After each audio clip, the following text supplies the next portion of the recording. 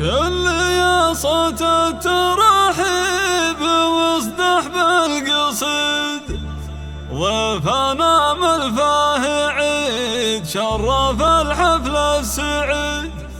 مرحبا عند الشيخ زين البارقي يا القبايل والجمال والوفا بين أهلها باقية.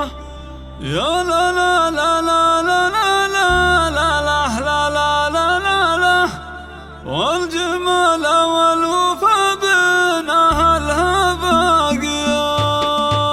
شل يا صوت الترحيب واصدح بالقصيد، ضيفنا ملفاه عيد شرف الحفل السعيد. مرحبا عند الشيخ زين البارقي يا القبايل والجمال والوفا بين أهلها باقية.